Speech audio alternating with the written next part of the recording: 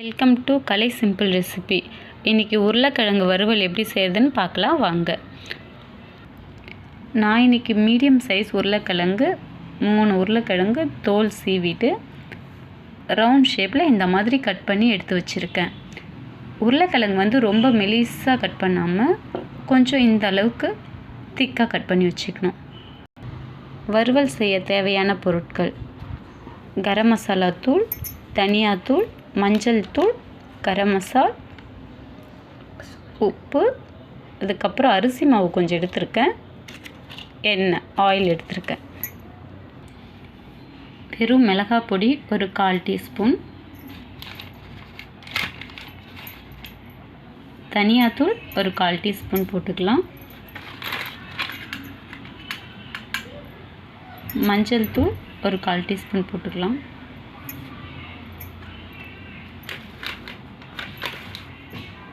கரம் மசாலா தூள் ஒரு 1/4 டீஸ்பூன் போட்டுக்கலாம், உப்பு தேவையான அளவு போட்டுக்கலாம்,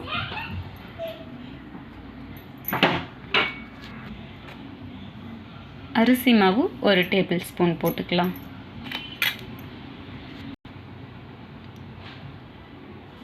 ஆயில் 1 டேபிள் ஸ்பூன் போட்டுக்கலாம். இப்போ இது எல்லாத்தையுமே ஒன்றா சேர்த்து நம்ம கலந்து விட்டுக்கலாம். இப்போ உருளைக்கிழங்கு மசாலா போட்டு கலந்து வச்சுருக்கேன். இப்போ வாங்க ஒரு பேனில் வறுவல் பண்ணிக்கலாம்.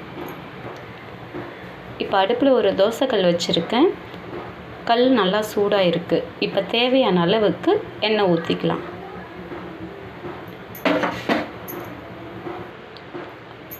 எண்ணெய் நல்லா சூடாகிடுச்சு. இப்போ நம்ம ஒரு உருளைக்கிழங்கை எடுத்து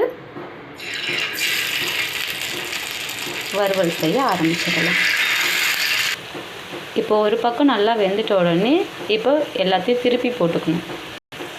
இப்போ 2 பக்கமும் பெரட்டி விட்டு நல்லா வெந்து ரெடி ஆகிட்டுருக்கு. இப்போ சுவையான உருளைக்கிழங்கு வறுவல் ரெடி ஆகிடுச்சு. இது சாம்பார் சாதம், தயிர் சாதம் எல்லாத்துக்குமே கலந்து சாப்பிட்லாம். தேங்க்யூ.